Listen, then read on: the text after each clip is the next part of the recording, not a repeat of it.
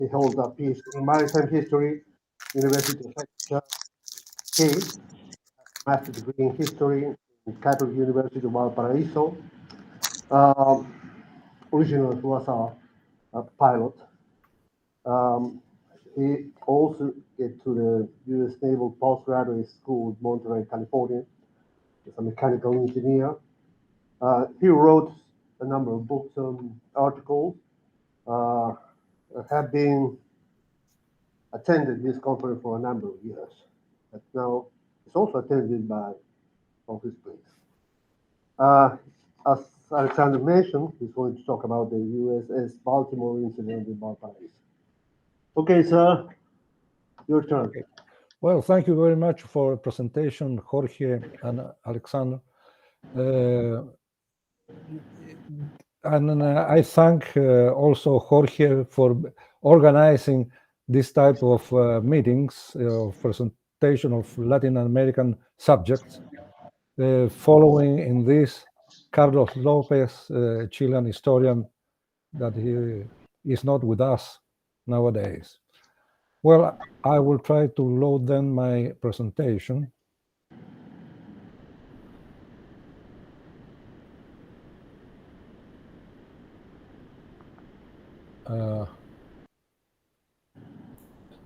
Oh, I can't do it. What happens? Perhaps you have to click the white square with a pointed arrow. Yes, I am there. And it's your entire screen, a window, a tab. Oh. Your entire screen? Yes, yes. And then it presents your... It's there. Okay. Here we go.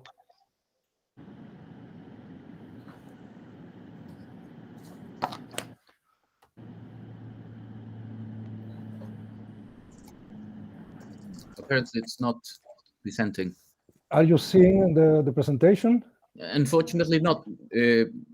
Comandante, if you want, you can just mail it to me, and I can upload it from my computer, if you prefer.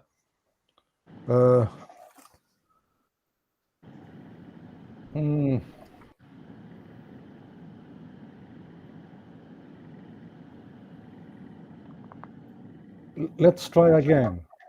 The square, your entire screen. Compartir. Exacto. Pero no pasa nada. ¿Va?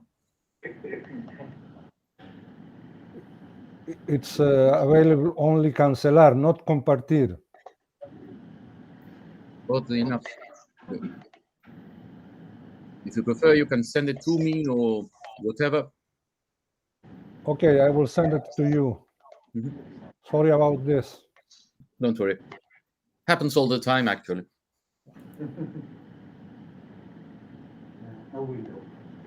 Señor, es compartir una ventana. No toda la ventana, una ventana. A ver, de nuevo, la cuadrada, a window.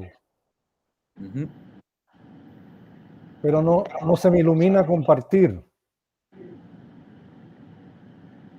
Fernando, ¿por qué no hacemos una cosa? No empiezas tú con tu presentación. Perfecto. Y me dejan a mí para el último. Impecable. ¿No Alexander, ¿le parece? Perfecto. Muy bien. Okay, let me introduce Fernando. Sorry for that. Okay, Fernando Wilson is from Adolfo Ibáñez University, Chile. He holds a PhD in history, master's degree in political science and international relations from Catholic University of Chile.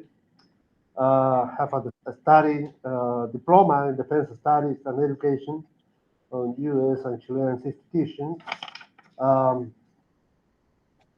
He's a member of Naval History Academy, full-time as a professor at Adolfo Ibáñez University. He also teaches at the Chilean Naval War College, University of Chile, and Chilean Military Academy. He researched lines on Latin American and Chilean naval history, Latin American international relations and contemporary Chilean political history. He published a lot, have a better English than myself. So, Fernando, go ahead. Yes, and apparently the problem isn't by Carlos Tromben, but rather from the Annapolis system, because it tells me that there is a security override that doesn't allow to share the screen, just the regular presentation. I mean, I'm trying to fiddle with the system, but I guess the best option in this context, well, I will have to skip my presentation and just present. Well, I will have to ask you to believe me, as I was going to present mostly sources and that kind of stuff. Well, first of all, to thank Jorge for organizing this panel and to preparing our presentations for already some years and at the Macmillan Symposium. It's a wonderful opportunity for presenting a rather niche approach and interest in general terms to very regional maritime history. In this in particular case, first of all, I have to apologize for not having a tie. Yesterday in the panel at which I had to comment, I was the only one present with a tie. Today I decided to come in a more sporty fashion, and it happened that every presenter was in a formal state. So I apologize for my lack of education in this case. Going to the presentation, my normal research subject is more linked to the ironclad era in Latin America, the Chilean Argentinian naval race during the late 19th century, early 20th, and finally with the dreadnought race that ran until the 1920s. But in this case, due to fortunate coincidence of interests, I'm presenting the Chilean naval presence in Antarctica, mostly related to the combination of the centenary of the Chilean rescue of the British Imperial Transantarctic Expedition and the publication of the Chilean naval policy regarding Antarctica, to which I contributed with some research and in particular into the contextualization of the historical process of Chilean links to the white continent. In that sense, more than reading my presentation, I will pick some issues regarding regarding it and some perspectives regarding the Chilean presentation and position from a geopolitical, historical, and factual presence in the current years. In that issue, is a pity that I won't be able to present my PowerPoint in terms that I had some interesting images regarding late rescue operations during the past few years and also during the 1960s regarding the rescue of the British scientific installation at Deception Island. That was a very dangerous and impressive operation in itself. Well, starting with the presentation itself, Chilean naval Antarctic presence almost confuses itself with the existence of a country, both as a colonial kingdom within the sphere of the Spanish Empire and as an independent country.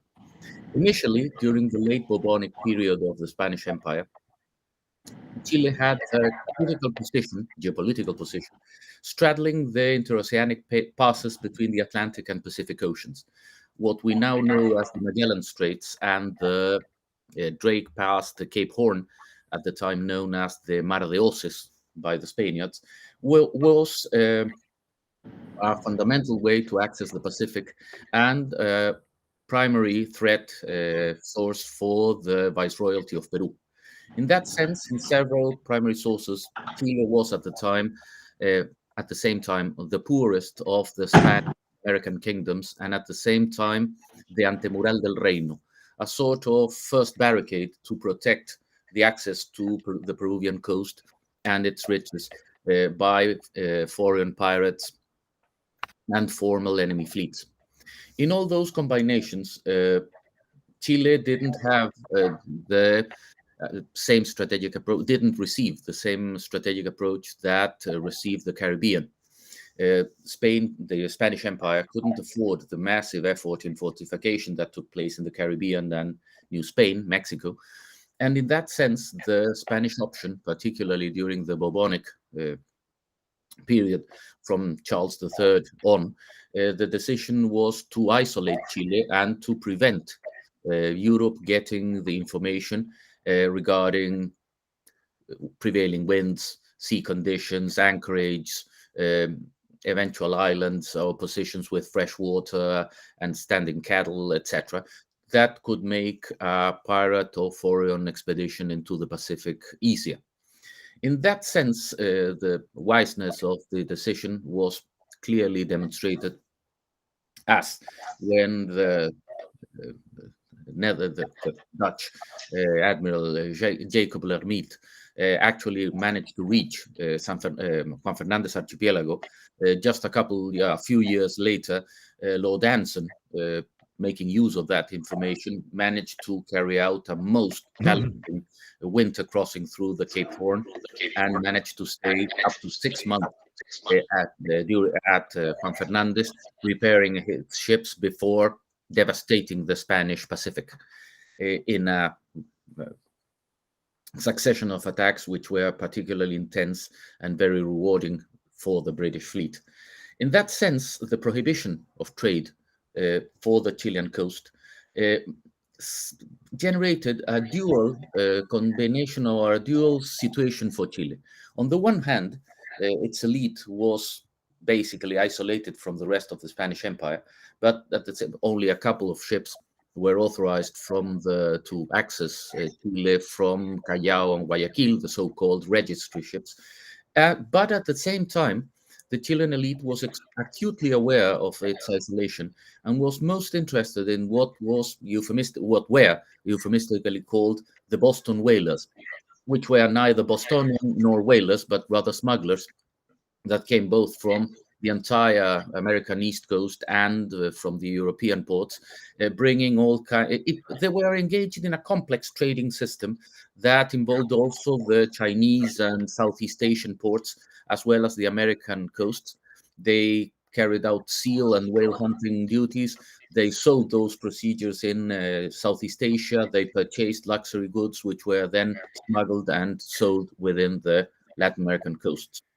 In that situation, the Chilean elite got access illegally to a host of benefits of what we could call nowadays as globalization. Be it as it may, the Chilean geopolitical perspectives then were keenly focused in the Austral waters, which were the key for the presence of both these smugglers and of the Spanish policy of isolation. And in that sense, as soon as Chile managed to get independent during the independence wars between 1810 and 1826, not in the Chilean case, not related so much to the Battle of Ayacucho in Peru, but rather to the capture of the final Spanish royalist redoubt in Chiloé held by the last Spanish military commander in South America, the redoubtable Colonel Quintanilla, who literally held the last Spanish royal flag flying in the continent. At that sense, as soon as the first Chilean fleet was formed, it was prepared specifically to impede the Spanish invasion fleet to cross the Cape Horn and to be able to bring a regular military force into the Chilean territory. And the first Chilean fleet was able to impede that action and then reconfigured as an amphibious force to be able to project a combined allied force to help in the liberation of Peru. But in that sense, that globalized and maritime perspective became once again clearly focused on Antarctica as soon as what some historians here in Chile call the long independence, that is the combination of the independence wars and the war against the Peru-Bolivian Confederacy, which was completed by 1839. As soon as that operation was completed, as soon as the Chilean fleet and the military expedition which had conveyed to Peruvian territory was back in Chile, the fleet was rescaled, reorganized, and an expedition was prepared to take effective possession, sovereign possession of the Magellan Straits. This was carried out by September 1843 by the cutter Ancud, led by Captain Williams, who founded first Fuerte Bulnes and then displaced the colony to Sandy Point, what is the settlement for the current city of Punta Arenas. The Chilean geopolitical perspective then became a combination, a triangular system that combined the development of the economical and commercial node and hotspot at Valparaiso, the control of the Magellan Straits and the Cape Horn to allow the passing into the Atlantic, and yet again the connection with European markets, which Chile sold originally flour and wheat, then mineral products from the lesser north, copper, silver, and then nitrate from the 1860s on until the 1930s. In that sense, Antarctica became relevant by the late 19th century as the Chilean presence in the area was being called by the whalers and seal hunters, which, getting the permits both from Punta Arenas and Valparaiso, were asking the Chilean Navy to provide both security against the aboriginal threats, attacks against stranded sailors, and also direct attacks against the encampments of seal hunters, and later on the trafficking and attacks on the already loaded whalers in the area. In fact, Chilean permits had been provided for operations not just in the Beagle Channel and Nassau Bay as early as 1820s, but as early as 1823, the brig Dragon had gotten its permit for operating in the waters to the south of the Drake Pass, to the south of the Cape Horn. This ship actually owned and operated by Chilean, by Valparaiso merchants and fundraisers, provided the local port authority of Valparaiso with detailed plans of what we now understand is the O'Higgins Land, the Antarctic Peninsula. From then on, successive activities on a spasmodic regime was being provided both to the port authorities at Valparaiso, at Concepcion, Ancud in Chiloé, and later on even Punta Arenas, of further activities which were being taken by not just Chilean sailors, seal hunters and whalers, but also British, Italian, French, and American, which provide a very strong body of evidence in regards both to navigation information and also of climatic and wind and sea conditions in the area. In that sense, as the whaling industry became formalized during the second industrial revolution during the mid-1850s, this became a success and a standardized work that became pretty commonplace, and although most of it began to settle on the Atlantic using the Austral Antilles, South Sandwich Island, South Georgia, and the Falkland Malvinas, then the use of the Cape Horn and the Wollaston Islands also began to take some use and to generate information and a constant flow of reports from the local Chilean authorities to the central government to take care of the positions within Antarctica. The austral policies of Chile began to clash with Argentina during the late 1890s.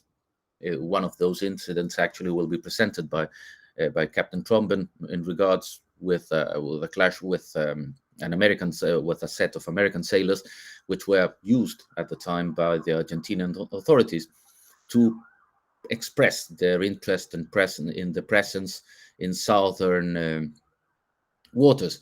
The naval race that attracted most attention by Chile and Argentina concentrated in the building up of their main fleets, with the purchase of successive numbers of armored and protected cruisers, and finally of pre-dreadnought battleships.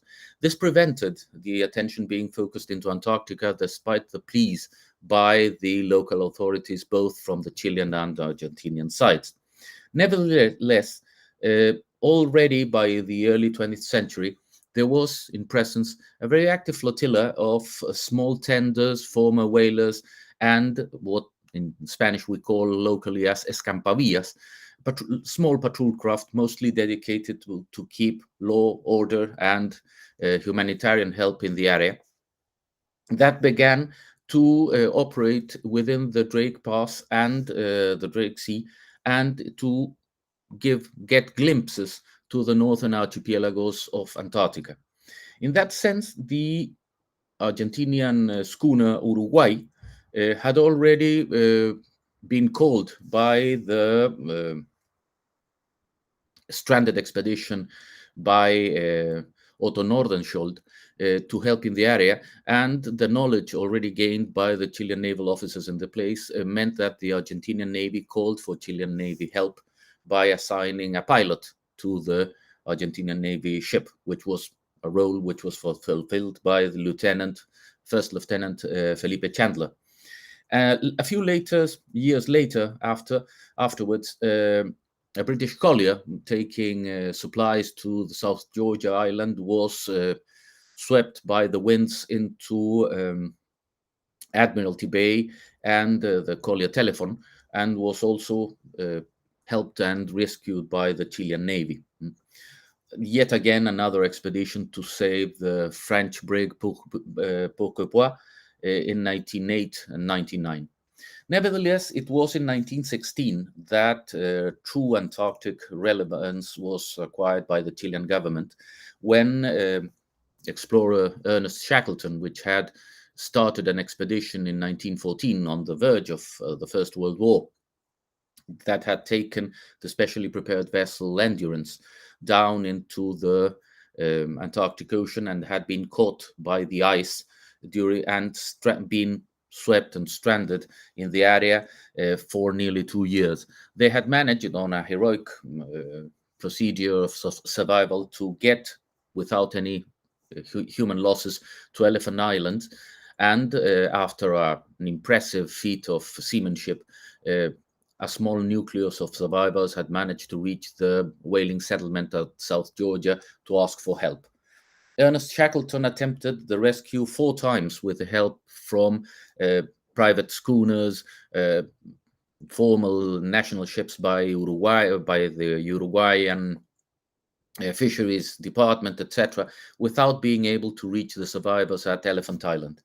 It fell then to a formal request to the Chilean government to send a Chilean naval ship. The only available vessel was the small escampavilla or tender Yelcho, which, by the abilities of first pilot Luis Pardo, was able to reach Elephant Island on the nick of time by using a meteorological quirk. He knew that to be able to manage the high and low pressure, high and lower atmospheric pressures in the area that were the signaling of both the presence of fog banks and icing, etc., and to be able to extract the survivors without any human loss yet again. From that, the rescue was considered an impressive feat at the time. In fact, the British press, despite the news of the rescue being reported on the following day of the first aerial bombardment of London, had the same press coverage than the Zeppelin bombardment of the British capital, and cemented a rescue tradition that became extremely critical for the Chilean Navy up to today. In fact, even as early as 1906, the Chilean state had attempted to send a formal expedition to Antarctica, but that had been foiled by the massive earthquake of Valparaiso the same year, which devastated central Chile and forced to concentrate into the restoring of order and to redirect the funds attempted for that expedition. Anyway, that tradition and that the interests of deploying to Antarctica coalesced themselves, confirmed themselves by November 1936, when the Chilean government, at the instigation of the United States and several other Western Hemisphere governments, made a formal claim for what is called until today as the Chilean Antarctic territory, between the longitudes of 53 and 90 degrees. The plan was to follow this declaration with the settlement of a permanent base in the Antarctic Peninsula, but that had to wait until the end of the Second World War and the availability of suitable naval vessels, as the entire fleet was being dedicated to neutrality patrols during the duration of the war. In that sense, the American fears that the German Navy might use the Antarctic Peninsula as a submarine base was referred several times during negotiations during the period of the war, and was a critical issue for the assignment of weaponry transfers in the context of the Lend-Lease program. Then on, as soon as the Second World War concluded, and as soon as the Chilean Navy was able to get a number of newer and modern vessels that were able to handle the rough Antarctic seas, that a formal expedition was organized by the austral summer of 1946. The units used for this expedition were pretty interesting in their own right. The transport Angamos had been ordered before the war to a Danish shipyard, but the ship had still been in the slips by the time of the German invasion. The ship had been converted, despite being designed as a fuel burner, had been modified by the Germans as a coal burner, and her boilers had been prepared to burn coal, and as such, being a relatively new ship and being, let's say, more autonomous and independent than a oiled ship, it was chosen to carry the materials and equipment for the expedition. The new frigate Iquique, a former Canadian River-class frigate, just 2 years old and giving service for just 18 months to the Royal Canadian Navy before being purchased by the Chilean Navy, was also assigned to provide a formal naval presence to the expedition.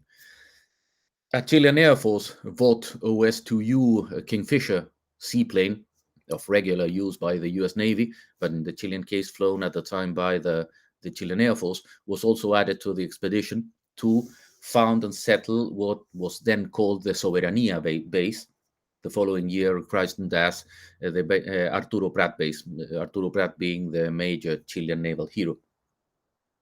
This first expedition was quite interesting in itself, because during the late autumn period of 1947, the following year, before the relief expedition managed to arrive, the British cruiser HMS Nigeria presented itself in front of the base at Fildes Bay, and attempted to order the base to be evacuated and to be demolished.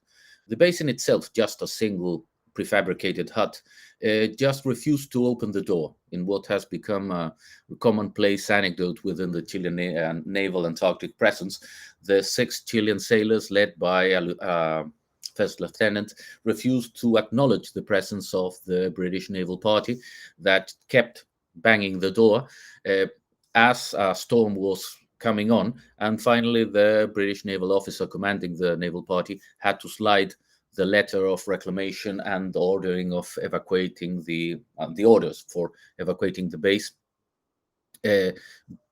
just to slide them under the door as the storm was coming on, and the cruiser was frantically calling them back to board the ship. The British attempt to order the evacuation of the operation of the base was based on the overlapping British claims on top of the Chilean reclamations on Antarctica, what the British call as the Chatham's Land, overlaps on top of the O'Higgins Land, and also with the Argentinian claim on the zone. In fact, just a couple months after Nigeria, a new Chilean expedition would arrive into the zone, the Chilean expedition of 1948 to 49, when actually a new transport, the former USS Zenobia, an attack transport of American construction, just purchased by the Chilean Navy, escorted by yet another river-class frigate, the Coalonga, would install a second Chilean base, this time for the army, called Bernardo Higgins, carrying yet again another seaplane, and also on board the actual Chilean president, President González Videla, who presided the installation of the Chilean army base, the rechristening of the naval base, and a formal Chilean presence in the zone. By then, the seeds of conflict were sown in the area due to the overlapping of claims by both Britain, Chile, and Argentina, and incidents had already begun to arise, the most notorious being the one I've already told with the British cruiser, but at the same time, several others with minor ships facing themselves off in Antarctic waters had already generated a formal problem in the zone. Fernando, we are running Oh, out. I will. Yeah. you always are a long speaker. I know that. So my excuses for going so long. I will abridge it as fast as I can. Anyway, the Chilean presence at the time, there was an agreement among all the three competing parties to not send active military units south to the 60th latitude by 1958. This was then confirmed by the Antarctic Treaty, which made it redundant, but confirmed the aims by both competing countries not to militarize the Antarctic competition in the zone. Since then, the Chilean Navy has sent a yearly patrol to the southern waters that include a host of naval vessels that range from the small 450-ton Taitao class patrol crafts up to the Fudre class LPD, the Sargento Aldea. A special place of remembrance took the first Chilean icebreaker, Admiral Oscar Viel, the former Canadian Norman MacLeod, and the expectation for the new icebreaker now being built at the Talcahuano yard to a Canadian VARD design, which is expected to be completed by 2023. In that sense, the Chilean Navy has also assumed the role of search and rescue missions in the area. It has provided help to no less than 223 ships in distress since 1948 in the zone.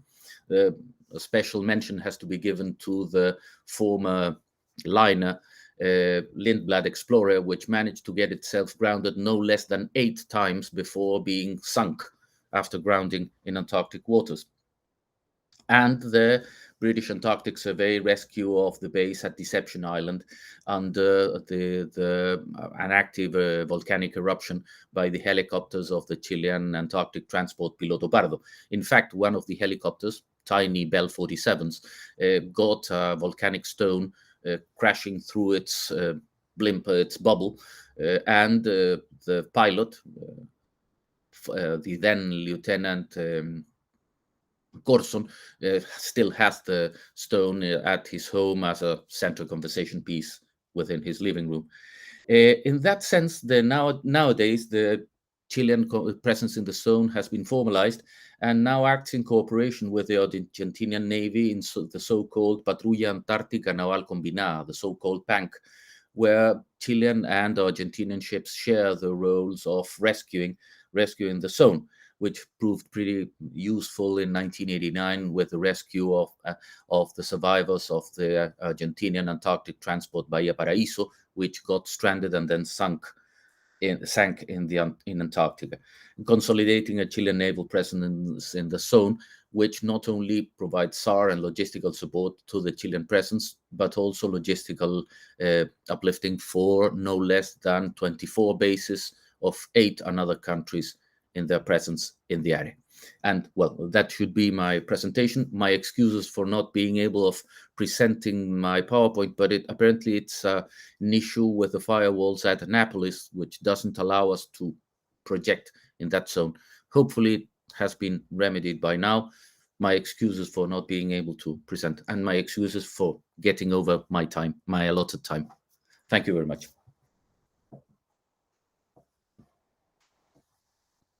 If you don't mind, Carlos Tromben has already solved his problem. Oh, He can fantastic. go ahead now. Mhm. Don Carlos. Tiene el micrófono apagado, comandante. Don Carlos, yeah. Ok. Ahí está. ¿Lo cargo mi presentación? Ujú. Ajá. Ya, es your entire screen. Not yet. No, your entire screen, no. There's another one window, I think. A window. Here we are. No. No se enciende el botón compartir. Fernando, no te escucho. A window. Exacto, el problema es desde Estados Unidos, es desde la autoridad de Anápolis que tiene bloqueado el sistema. What is he on Chrome? What browser? Chrome or I have no idea. Well, anyway, Mario, Sí, señor. ¿puedes cargar tu presentación? A ver. Sí, sí la puedo. ¿La ven? Todavía. Ahí sí. La tuya sí. Ahí corrió. ¿La Perfecto. pueden ver? Don Carlos, tenemos que resolver su problema. Fernando, tú que eres un medio mago de estas cosas, a ver, trata, más bien, Perfecto. don Carlos, pásele a Fernando su presentación para ver si Fernando la puede subir. Tíremela por correo, déjeme ver si es que puedo conseguir hacerlo. Fernando, ya te la mandé por correo. Perfecto. Déjeme ver porque la tengo aquí. Aquí está. Ok. Déjeme tratar. Cerramos los micros y le doy paso a Mario Sánchez. Mientras resuelve su problema, don Carlos. Ok, ¿se ve la presentación? Sí, ok, now, this is presentation of Mario Sanchez. He's a retired rear admiral for the Navy, the Marine officer. We don't have a separate court, just one single one. He has been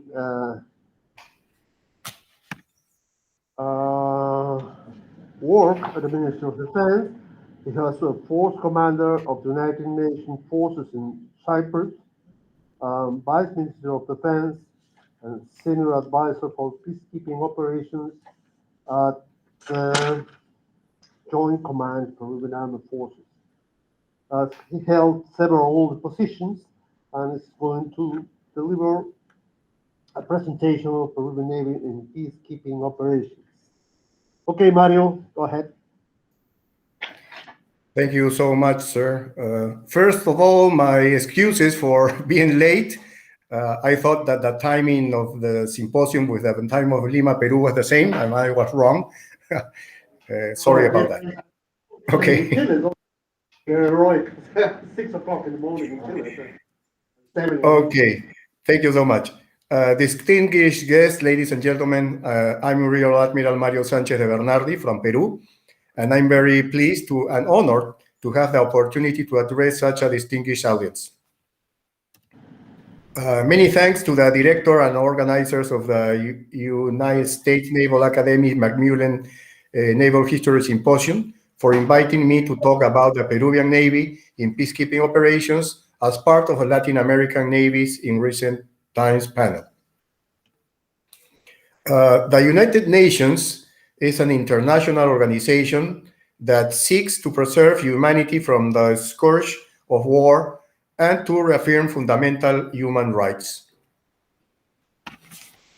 The Charter of the United Nations is the constitution of this organization and was signed in San Francisco on June 26, 1945, after being ratified by the 5 permanent members of the Security Council, the Republic of China, France, the former Soviet Union, the United Kingdom, and the United States of America, as well as many other signatories. The UN had 51 member states initially. Counting today are 193. As a charter, it is a constituent treaty, and all signatories are subject to its articles. The Secretary General is the highest authority of the United Nations and is the one who makes available to the Security Council any matter that may constitute a threat to international peace and security. It is the Security Council that is responsible for matters relating to the maintenance of peace and security. The authorization, monitoring, follow-up, and analysis of peacekeeping operations is one of the most important functions of the Security Council. When the Security Council determines that a dispute poses a threat to peace, it may have an impact either by non-military means or by the use of military forces. This is the only occasion on which the Charter authorizes coercive action. This action is subject to the unanimous vote of the 5 permanent members of the Council, each of which has the right of veto. Peacekeeping is the main instrument of United Nations peace operations. It comprises operations of a military nature that normally include UN civilian and police personnel. It involves the deployment of neutral forces with the consent of the parties to the conflict. The first United Nations peacekeeping mission was approved in 1948 when the Security Council authorized the deployment of United Nations military observers in the Middle East to verify the armistice agreement between Israel and its Arab neighbors. Since then, 71 United Nations peacekeeping operations have been deployed in different parts of the world. Peacekeeping operations have evolved over time, adapting to different types of conflict and to the constant change in international politics and context. This process began with the end of the Cold War. The strategic concept of these operations is currently multidimensional, with increasingly complex and dangerous tasks and challenges, and with sufficient logistical support to sustain operations for as long as the Security Council mandate provides. Today, peacekeepers perform a wide range of complex tasks, from helping to establish sustainable governance institutions to monitoring the human rights situation and security sector reform, to the disarmament, demobilization, and reintegration of ex-combatants. The United Nations has given special emphasis over the past decade to women's participation in peacekeeping operations. In 1993, women made up 1% of deployed uniformed personnel. In 2020, out of approximately 95,000 peacekeepers, women constitute 4.8% of military contingents and 10.9% of foreign police units. Women are deployed in all areas, police, military, and civilian, and have made a positive impact on peacekeeping environments, including in supporting the role of women in building peace and protecting women's rights. In all fields of peacekeeping, women peacekeepers have proven that they can perform the same roles to the same standards and under the same difficult conditions as their male counterparts. Major General Kristen Land is a pioneer for gender equality in the military. In 2014, the United Nations Secretary General, Ban Ki-moon, announced her appointment as Force Commander for the United Nations Peacekeeping Force in Cyprus, making her the highest ranking female commander in the United Nations and the first female force commander in the history of the United Nations.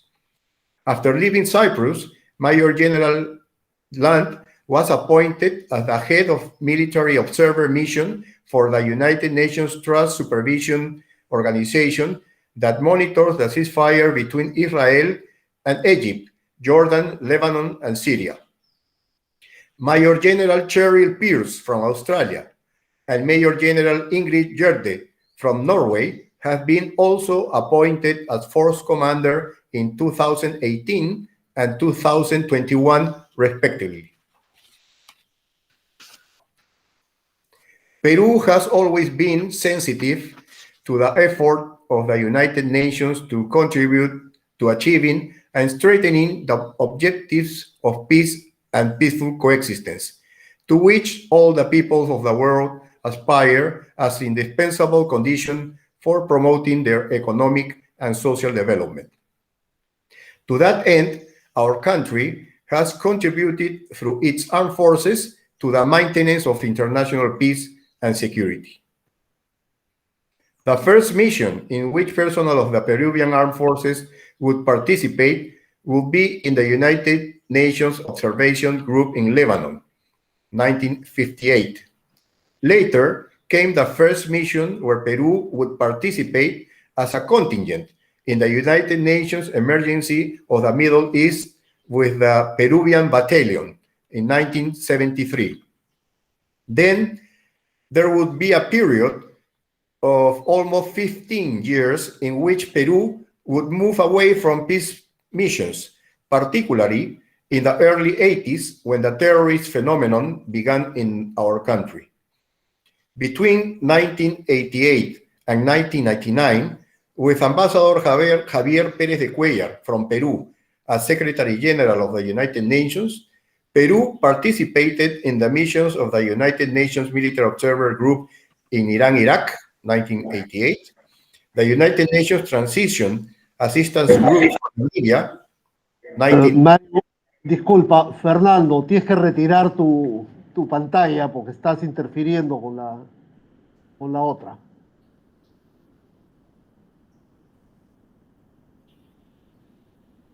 Okay, can I continue? Espérate un segundo, porque Fernando Okay. Wilson ha entrado y ha puesto su presentación encima de la tuya. Fernando, retira tu presentación. Ya lo hice, pero se supone que ya salí. Pero ahí estás. ¿Es la tuya o no? No, sigue diciendo, pero curioso, porque... A ver, voy a salir y vuelvo a entrar.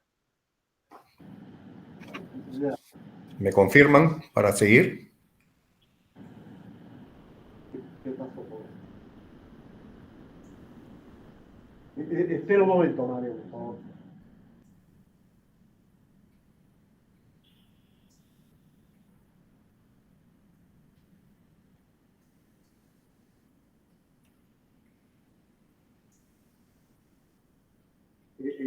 Apareces tú, Fernando, ¿ah? Ahora sí, Mario, vuelve a cargar tu presentación. Ok. ¿Dónde se quedó? Y te quedan unos 12 minutos, ¿eh? A ver.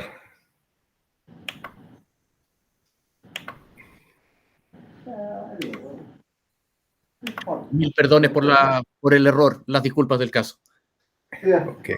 ¿Se ve? Ahí está, perfecto. Mil perdones. Ándate a la parte peruana, porque como te digo, te quedan 12 minutos, así que no... Ok. No, sí, ya ahorita entramos a la parte peruana. Ok. A ver, pasamos entonces esto acá.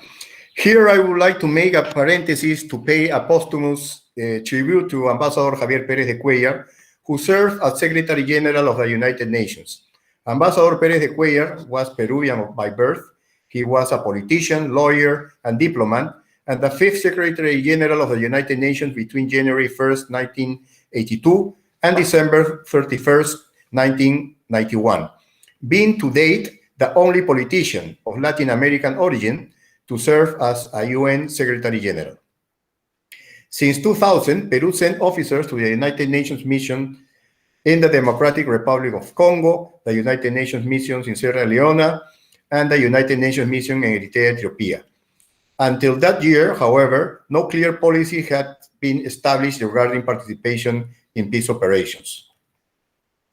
It is from year 2003 that the Peruvian state policy, the national agreement, the law of the Ministry of Defense, the regulations of organization and functions of the Joint Command of the Armed Forces, among others, established the readiness of Peru to have a more active participation in peace operations.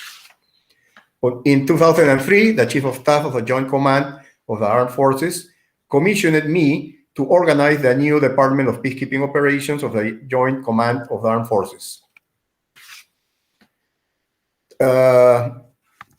Thus, as of 2003, we deployed personnel to the United Nations force in Cyprus as part of the Argentine Task Force, staff officers and military observers in the United Nations missions in Liberia, military observers at the United Nations mission in Côte d'Ivoire, staff and contingent officers at the United Nations mission in Haiti, military observers in the United Nations mission in Burundi, and military observers in the United Nations mission in Sudan.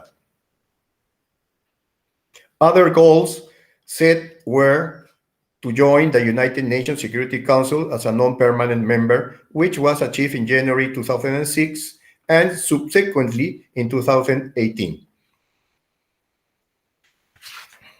One of the most important achievements was the signing in Lima in November 2003 of a Memorandum of Understanding between the Secretary General Kofi Annan and the President of Peru, Alejandro Toledo, in which Peru entered Level 3 of the United Nations Standby Arrangement System, with which the Peruvian state commits to participate in peacekeeping operations, offering personnel and material for future operations.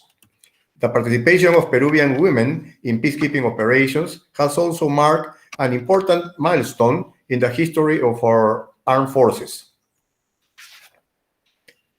We had Peruvian female in all the ranks in missions, and as in MINUSTA, Haiti, the engineering COI in MINUSCA, Central African Republic, and military observers and staff officers in Lebanon, UNIFIL, UNISFA at Bay, UNMIS, South Sudan, and MONUSCO in the Democratic Republic of Congo. Before we talk about the participation of the Navy in peacekeeping operations, it's important to know that the Peruvian Marine Force is part of the Navy and not a separate service branch like in other countries, like, for example, the United States of America. Having said that, the first two Navy officers from the Marine Force were deployed to a peacekeeping mission in the United Nations Iran-Iraq Military Observer Group, an international peacekeeping mission deployed between 1988 and 1991 to verify, confirm, and monitor the ceasefire and withdrawal of forces following the war between the two countries. Subsequently, between April 1989 and March 1990, the largest number of Peruvian officers in the history of the Peruvian Armed Forces would be deployed to a peacekeeping mission to Namibia, Africa, with a total of 20 officers as military monitors, of whom 5 were from the Peruvian Navy, 4 Marines, and 1 SEAL. As already mentioned, in the 90s, there was an incipient participation in peacekeeping operations, particularly due to the terrorist phenomenon in Peru. However, in 1991, 4 Navy officers were deployed to the United Nations mission for the referendum in Western Sahara, MINURSO, in North Africa, 3 Marines and 1 SEAL. We signed a memorandum of understanding with Argentina to send an infantry section as part of the Argentine contingent deployed in Cyprus. Initially, 26 troops were deployed, 10 of which were from the Navy Marines. By 2004, Peru deployed an infantry company with a total of 204 troops to the Haitian mission, MINUSTA, fulfilling important operational missions assigned by the force commander. About 50 members of the company were from the Navy, Marines, and SEALs, including the armored vehicles from the Marine Force assigned to the company's security and movement in the mission area. Between 2004 and 2015, these troops were part of the Peruvian company, and from 2015 to 2017, they were part of the Uruguay-Peru Battalion, deployed within the framework of the Memorandum of Understanding signed with Uruguay. Another important milestone to highlight is the establishment of the Peruvian Peace Operations Training Center, SECOPAS, in the facilities of the Marine Force, where it operated from 2005 to 2019, when it was transferred to other facilities in the district of Chorrillos, Lima. In 2008, after a rigorous selection process, I was appointed by the Secretary General of the United Nations as Force Commander of the United Nations Force in Cyprus, a position I held until December 2010. It should be noted that I have been, to date, the only Navy officer to hold the position of Force Commander in the history of the United Nations peacekeeping operations. Normally, the force commanders are from the armies.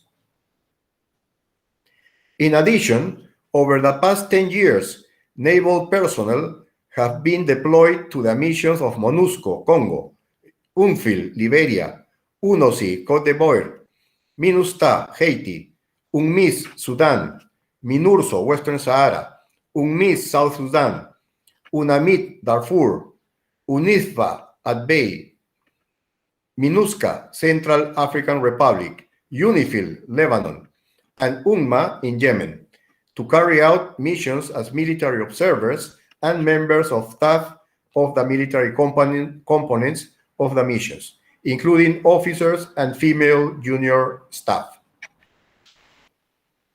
In 2016, the Peruvian engineer company was deployed to MINUSCA in Central African Republic with a total of 2,005 personnel, of which 41 are members of the Navy, including the armored vehicles from the Marine Force required for security and eventual patrols carried out by this company.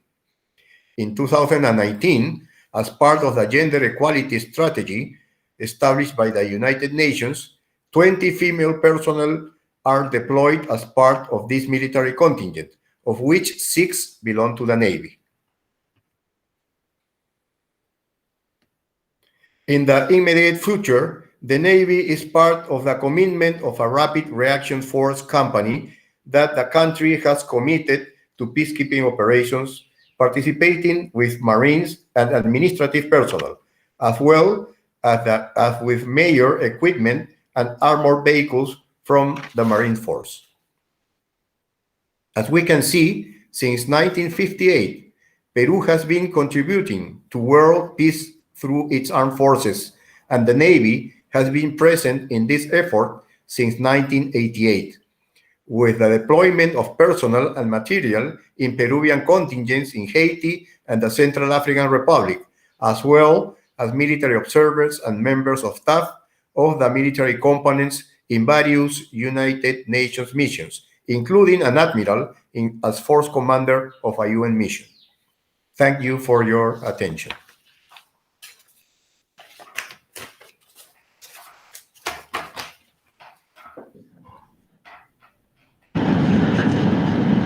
Gracias, Mario. Thanks, Mario. Now, Don Carlos, are you ready? I think that you get. Yes, I am ready to read my presentation, and Okay, I hope that Mr. Kevin Clymer can load it. Okay, it's not Kevin, it's somebody else. Anyway, we will manage to do this. We have changed new meets the primary meats disappear. We have new meats here with somebody else.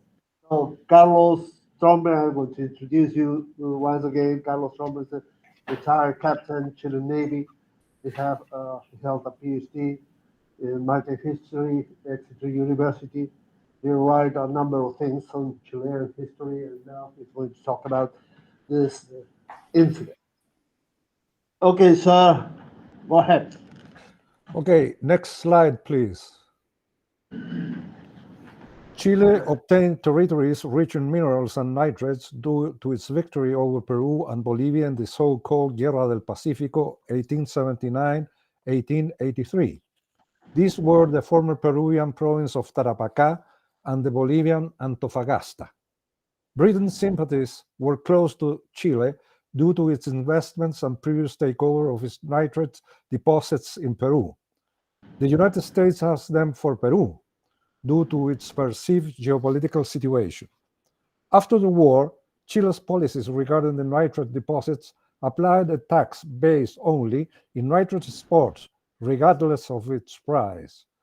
The economic prosperity resulting postponed the eruption of a severe internal political conflict. The existing constitution established a strong presidential system, but some partial modifications made and a change in the way government and Congress interacted weakened that system. In José Manuel Balmaceda's presidential term, 1886-1891, the political polarization became so acute that a civil war erupted. There was another cause. Balmaceda's nationalistic policy on nitrates ran against British interests, which in turn encouraged opposition to declare that the president could be removed by Congress because he had become a dictator. Next, Congress appointed Captain Jorge Montt to command a naval force to pressure the president into complying with the Constitution. As Balmaceda did not react, the naval force sailed from Valparaiso to Iquique on 6 January 1891. This action was the beginning of a bloody civil war that would last until August. Initially composed of most of the Navy, the congressional forces clashed with the government forces composed by most of the Army.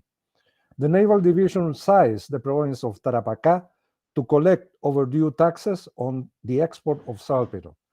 It also organized a military force to be projected ashore in the vicinity of Valparaiso, where it defeated the government's army in 2 final battles in August. Balmaceda took refuge in the Argentine legation, where he committed suicide when his constitutional term ended. Montt was appointed provisional president, and he was later duly elected for a term in office. Next slide, please. Warships of the US, Great Britain, Germany, and France closely watched the Civil War. They were also present to protect their subjects and citizens and their interests. The US ships were under the command of Rear Admiral William McCann. He participated in mediation attempts, but he was unsuccessful. Britain had the Pacific Station. Its commander-in-chief was Rear Admiral Charles Hodden, who attempted to intervene, seeking peace agreement, but he was also unsuccessful. At the end of the war with Peru and Bolivia, Chile's navy was hegemonic in the South American Pacific Ocean. Its forces increased with the capture of ships and the arrival of the protected cruiser Esmeralda. In 1885, it sent this ship to look after its interests in Panama, where a revolution had broken out, threatening the transit of goods. Warships from the United States and other countries also attended. The US saw this episode and the incorporation of Easter Island into Chilean sovereignty in 1888 as disputing its influence in the area, whereas Chile considered that the US was pursuing an expansive policy that included establishing a naval base in Chimbote, Peru. Reinforcing naval forces in the Pacific with large units was a confirmation of this expansive policy. Around that time, a powerful current of thought had begun in the US that postulated the need of a forceful naval power following Captain Alfred Cyrus Mahan views. Next slide, please. Several incidents preceded the central theme of this article and had created a strong animosity towards the US in the government established by Congress in Iquique. Patrick Egan, an Irish nationalist who participated in the struggle of independence from Great Britain and who had to take refuge in the US, was the minister plenipotentiary in Santiago. He obtained this position after supporting the election of Benjamin Harrison as President of the United States. Egan detested Britain and its economical and political influence in various parts, particularly in Chile. He was also an enthusiastic supporter of President Balmaceda's camp, possibly because of the president's migrant policy affecting British interests. Egan played a significant role in most of the incidents, which will not be discussed here due to time constraints. Next slide, please. 6 weeks after the end of the Civil War, on 16 October 1891, the commanding officer of the Baltimore, Captain Winfield Sly, granted his crew permission to go ashore after a long period on board. He did so despite the existing instability caused by looting in Santiago and Valparaiso. As expected, a number of sailors went straight to the numerous downtown bars to drink. The disorders began at dusk, resulting in one sailor dead and many wounded. The following narrative is based mainly on American sources. The violence erupted at the exit of one of those bars when boatswain mate Charles Regan and seaman apprentice John Talbot began arguing with a Chilean sailor. The verbal dispute got out of hand and led to a fight. Outnumbered, the two Americans fled, but were surrounded by angry porteños. Regan fell, and Talbot was stabbed, but managed to escape. Regan laid in the middle of a street where a shipmate saw him from a nearby house. This witness began to drag the wounded man away. He says that a patrol of police officers arrived, and one of them fired at such a short distance that it blackened his face, and the shot, passing through his blouse and net garment, hit Regan's throat, killing him instantly. Similar events occur in the same sector, with a half-dozen American sailors seriously wounded, including coal heaver William Trumbull. He died days later on board the Baltimore due to an infection contracted in the hospital. A board of investigation set by Captain Sly arrived at conclusions based on the testimonies of Baltimore crew members only, which were summarized in the captain's report of 22nd October. Chilean sources present a divergent version of what occurred, which is that after the initial verbal dispute, Regan and Talbot fought with the Chilean sailor. The police arrived, and some officers lift the wounded Regan from the floor to take him to a pharmacy for first aid.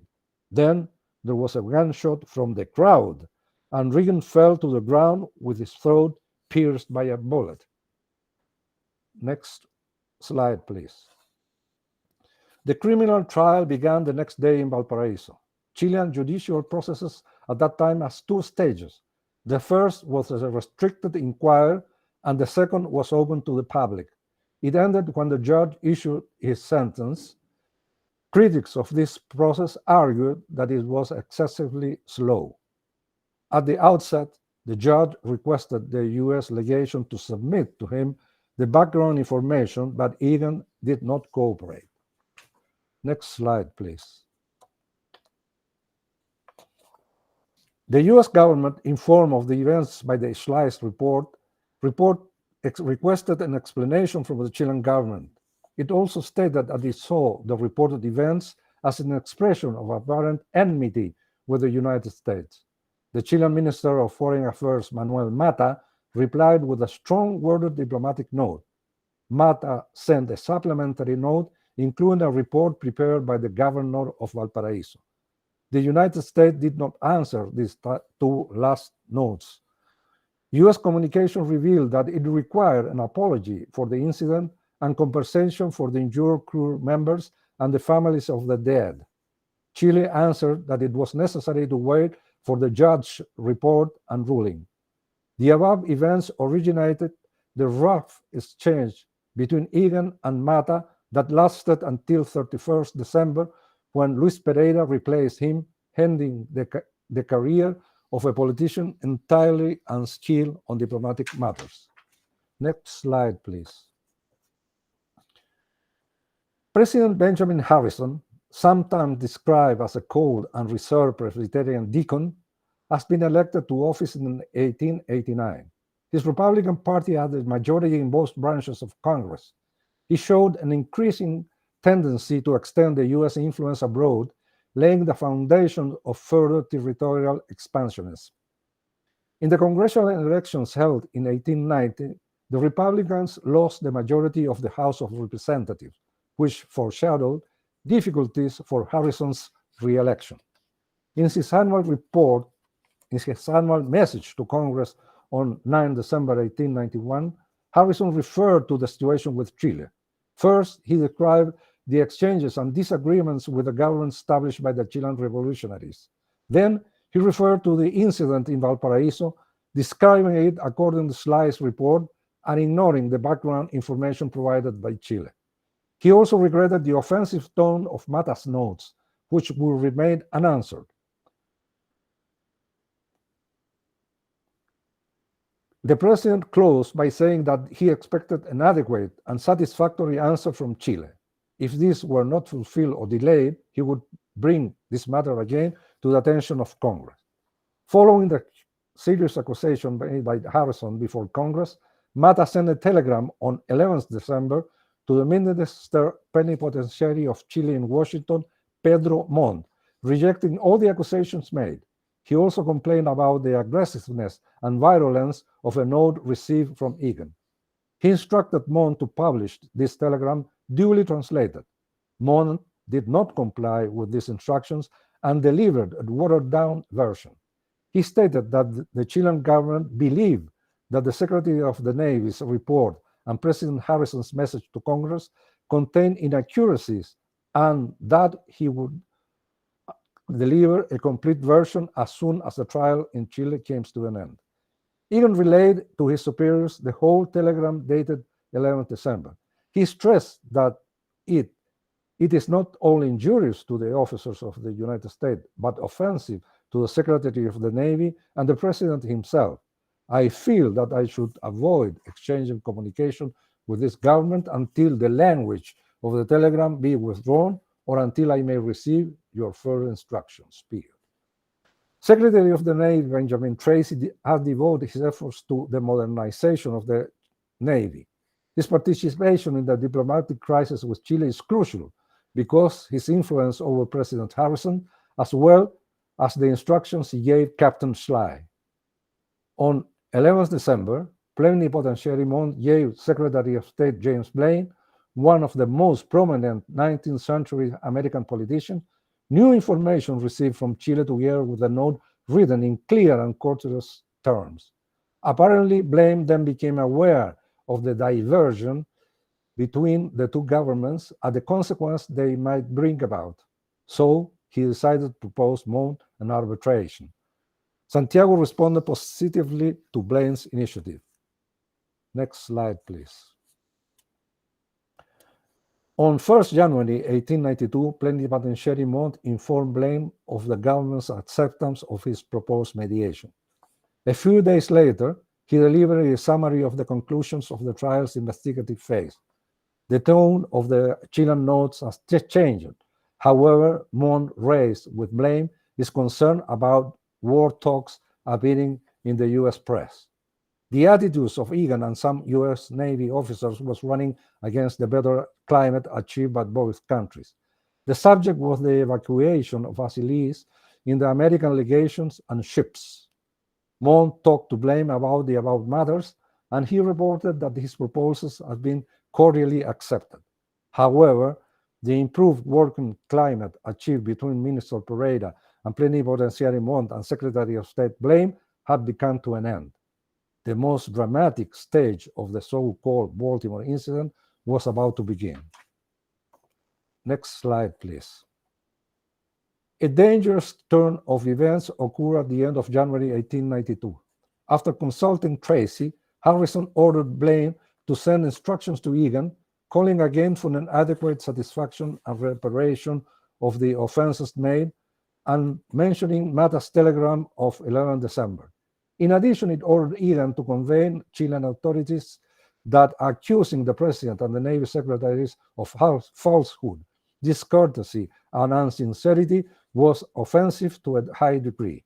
Furthermore, it ordered Egan to ask the Chilean government to immediately withdraw the offensive aspect of that telegram and to issue a press release on the matter. If there were no compliance with those American requests, there would be no way to avoid cutting diplomatic relations. Egan complained through a 22nd January note known in Chile as the Us Ultimatum, even though the note does not use this word. As soon as Montt learned the ultimatum, he asked Blaine for an interview.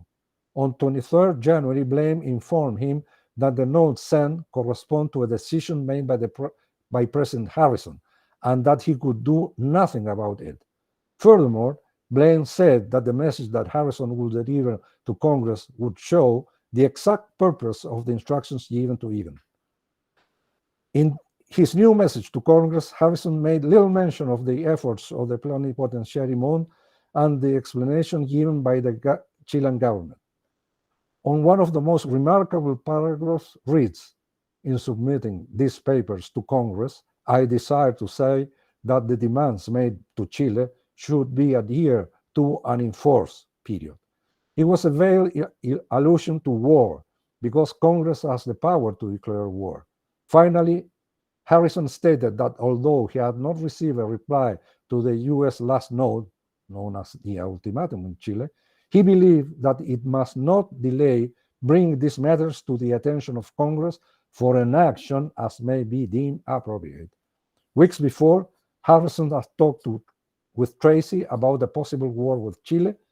The latter has informed him about the measures adopted, including the displacement of warships and logistical resources. Tracy also reported about the state of preparation of war plans with Mahan's assistance. Another issue that worried Santiago was the problem of limits with Argentina, who had offered its port to the U.S. Navy. There was also some unfinished business since the war with Peru and Bolivia, but that might lead to an opportunistic revenge attack. A survey of the major European powers with economic interest in Chile revealed little or no support to Chile. The U.S. naval force in the area was more powerful than the Chilean. To enter a war with the United States under these conditions was, to say the least, unwise.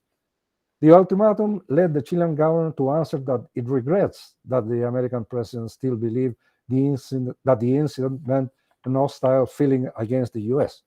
It reiterated Chile's view of the origin of the problem and explained the reasons for the trial's slow pace. Based on these facts, and although there was no final ruling, still offered an apology for the regrettable event. Then the Chilean answer explained the behavior of the Valparaiso authorities in the context of a civil war that had just ended. Finally, the note covers the issue of Mata's telegram of 11 December and regrets the use of offensive expression. The negotiation ended when the Secretary of State said that the incident will be considered finished when compensation were made. Next slide, please.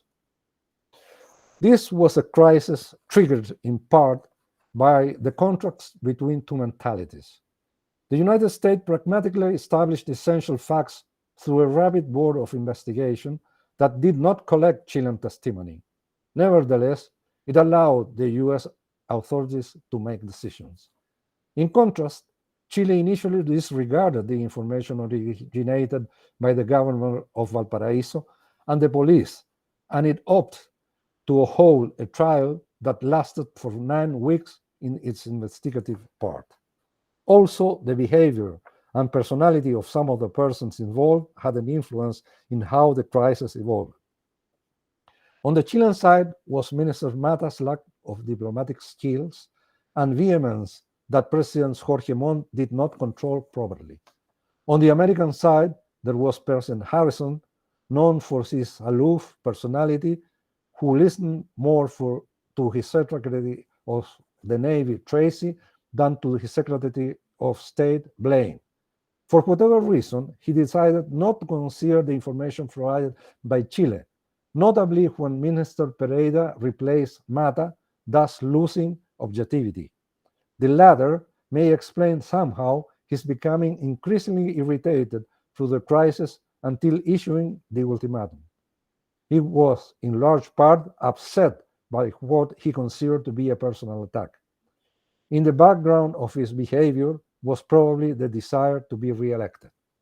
To the above, we should add the personality of Patrick Egan already discussed. Individuals and their personalities may have influenced the course of events and the outcome of the crisis. However, the processes that both countries were going through may have been even more decisive factors. The incident occurred just 6 weeks after the end of the Chilean Civil War. 10,000 of people died in this period, including military and civilians, when the population was 3 million. The armed forces were discharging and needing personnel, and those who had served in the deposed government were deeply irritated and resentful by being out of work. Politicians in the winning side had a deep resentment against the United States when they assumed positions after the Civil War. They believed that the U.S. had helped Balmaceda's government during the conflict, prolonging it unnecessarily and thus resulting in increased casualties among their forces and supporters. The atmosphere of euphoria prevalent on the winning side of the Civil War ended when a presidential and parliamentary election was held, and new authorities took office at the end of December 1891. Then Chile reacted, seeking to correct its previous mistakes and reaching an agreement with the US 4 weeks later. The United States was rapidly evolving, becoming a world power.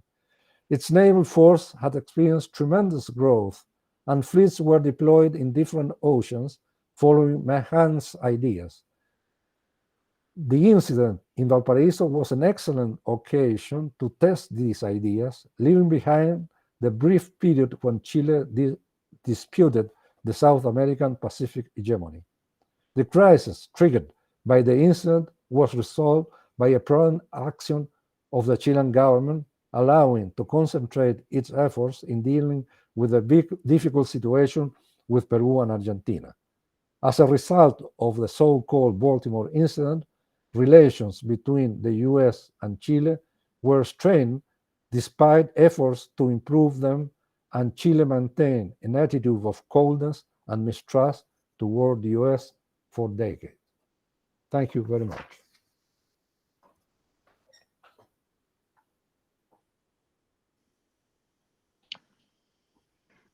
Alexandra, if you don't mind, I'm going to chair this part of the. Well, so I presume that I will comment now on those presentations. Yeah, let me introduce yourself. Let me introduce myself. I'm Jorge Ortiz. I'm retired commander, Peruvian Navy. I held a PhD in maritime history at St. Andrews University, and I was distinguished shipbuilding chair in military naval history here more than 10 years ago. And now, the comments are going to be by Alexander Shepard Duplex. He's this French historian who worked in the French Defense Ministry for a long time, had published it extensively, and also had attended this conference many times. So, Alexander, go ahead, please. Well, thank you very much, Jorge. So those are 3 presentations, and 2 of them are sharing a similar dimension, that of maintaining a law and order and issues for naval stations abroad, especially the last presentation. On Fernando's presentation, I was a bit frustrated not to have a history of the Chilean perception of Antarctica I mean Antarctica, the continent, because Antarctica, as we know, was in the 18th century a philosophical idea. It was logical that there should be a continent in this area. Captain Cook had sailed close to Antarctica and had actually spotted ice, and we could argue that he had already sort of discovered Antarctica. At least this was very likely that there was a continent there after his journals. And there were other trips that were made at the time. Of course, the French navigator Kerguelen Tremarec, who was carrying Bruguière, the naturalist, had also taken possession of the Kerguelen Islands in the vicinity. And in the early 19th century, especially 201 years ago, the Russians were the first ones really to land in Antarctica with the expedition of Bellinghausen and Lazarev. And I would be interested, and this will be a question for Fernando, to know what was the perception at the time. Of course, this was just in the middle of the war for independence, but what was the perception at the time of the expedition of Bellinghausen and Lazarev, and also the earlier expeditions in the Pacific of Krusenstern? France and the United States also explored Antarctica in 1839, 1840, with the expedition of Charles Wilkes for the United States and the expedition of Dumont d'Urville, who took possession for France of La Terre Adélie. And so at that time, as I understood in Fernando's presentation, Chile was more interested by taking control, and it makes full sense, of the Magellan Strait. But of course, at that point, not really interested by Antarctica, which was extremely difficult to reach and extremely dangerous to reach. So my second question to Fernando is in relation with the Treaty of Antarctica of 1961. This treaty was signed by Chile. Chile was one of the signatories. And so my question would be in relation with Chilean claims, sovereignty claims on Antarctica, and how this was managed. Now I'm going to address the two other presentations. So as I said, those two other presentations are dealing with law and order. The presentation of Admiral Mario Sanchez is showing us a very interesting angle of the role of other nations in peacekeeping operation. We tend to pay attention to larger nations, but actually in the framework of the UN, many nations from around the world have contributed, have made important contributions. But of course, I'm mentioning law and order, and it's interesting to note that the Peruvian Navy long ago, and actually I read that in Peruvian publications, participated in keeping law and order in San Francisco in 1847 or 49, I can't remember, during the gold rush, when there was disorder in San Francisco, when a number of Peruvians were molested by gangs, and where some of the Peruvian properties were in danger, including some ships which were left abandoned. And therefore, Peru deployed a warship to protect its citizen and actually participate alongside the San Francisco police to law and order patrols in San Francisco. So per se, this case was not unique, because actually the foreign stations, which were numerous in Latin America, but which were also in other areas of the world, this was usually their function in many instances when there were disturbances, to be able to protect law and order ashore during the War of the Pacific, which was mentioned. The French, the British, the Italian stations in Peru participated in the maintenance of the law and order, protecting actually their legation, their nationals, but also negotiating and having an influence on the operations by demanding protection for the civil population. So the Peruvian contribution has roots in the past. And if we move to Carlos Tomben's presentation, this topic of that incident, this incident which seemed very minor at first, but which nearly caused a war between Chile and the United States. As Carlos Tomben explained, there was a rivalry between the United States and Chile during the war, the Pacific War.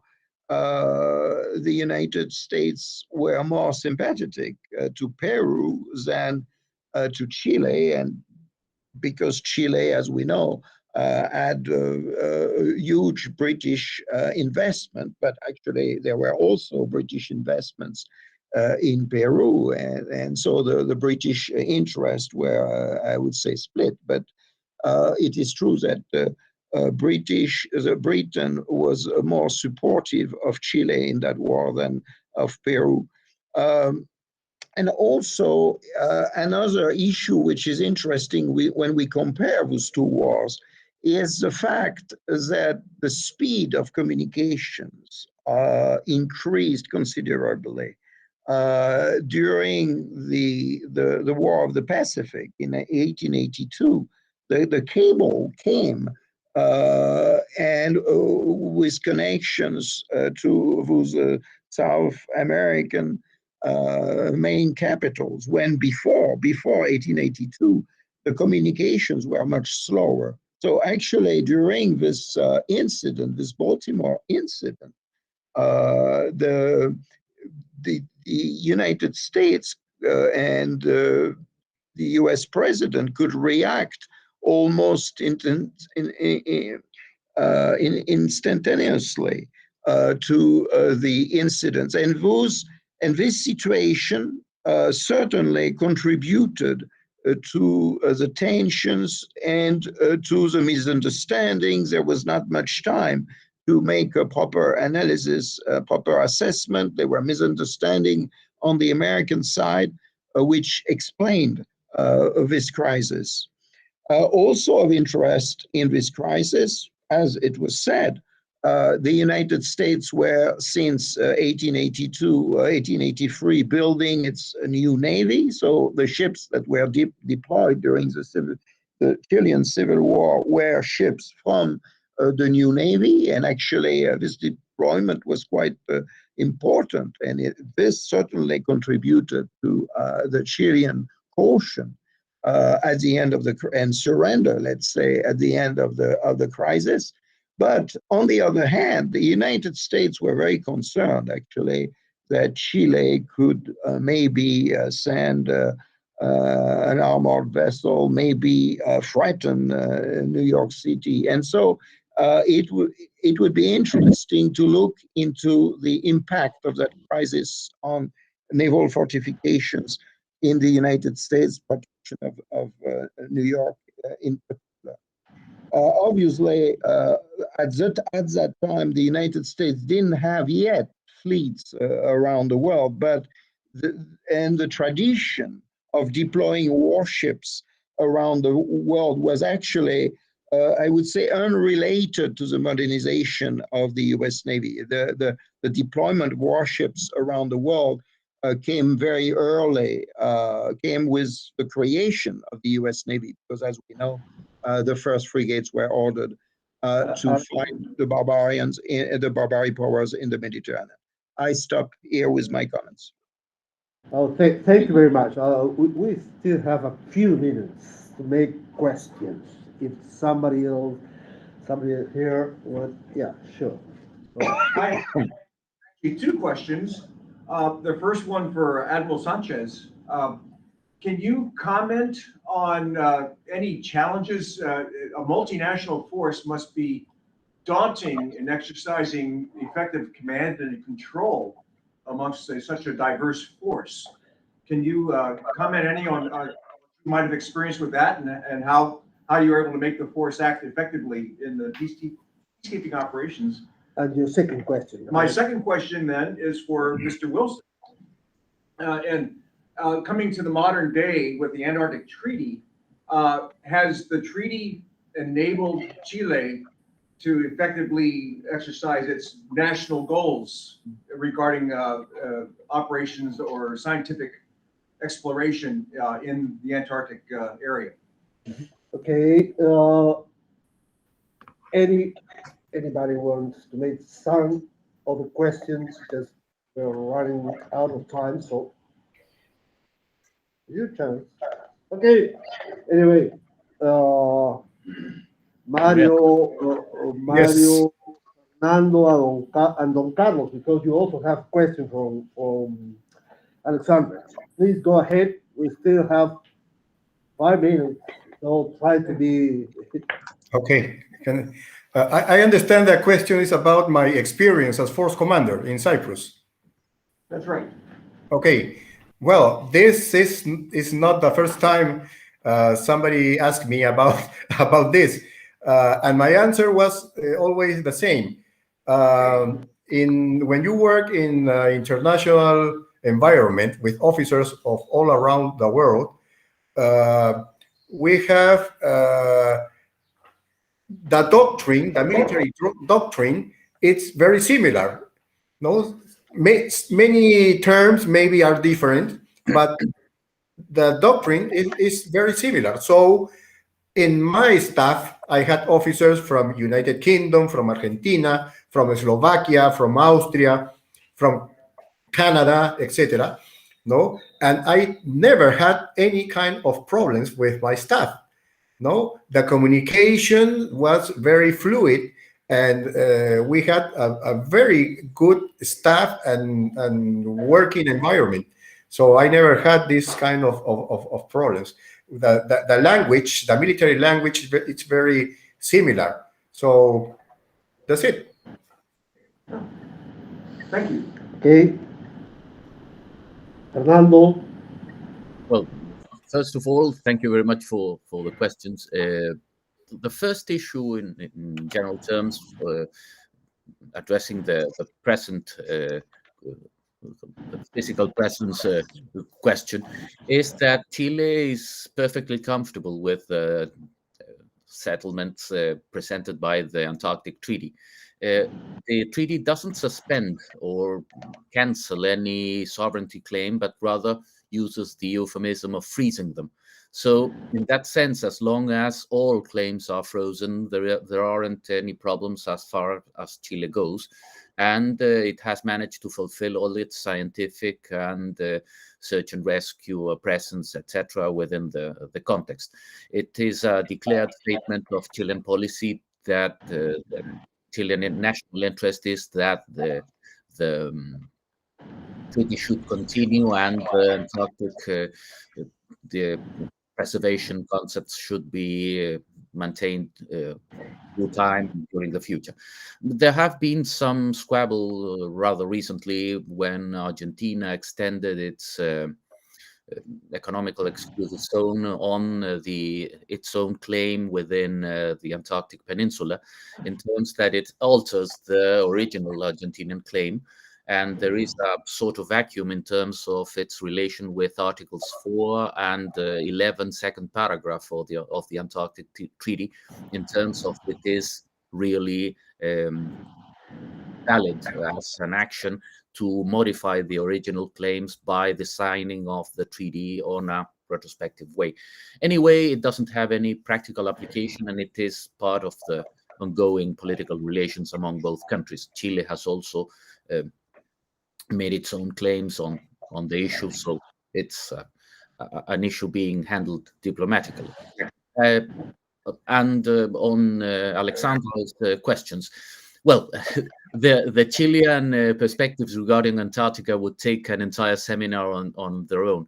They can be divided into two issues. The first are the Chilean original claims that go as back to the conquest, the Spanish conquerors that descended from Peru.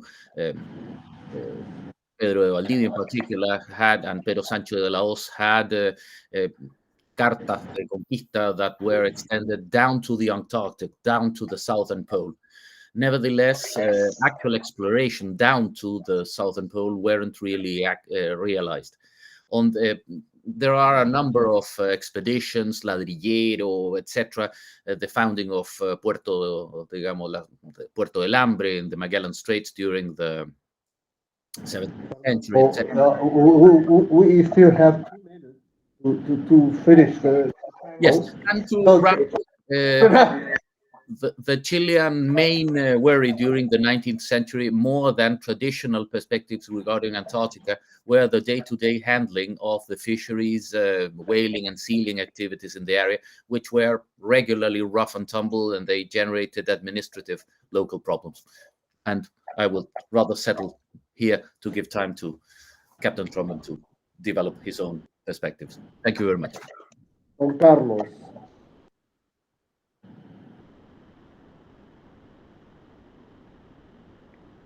Don Carlos. Tiene el micrófono apagado, comandante. Okay. Please repeat the question.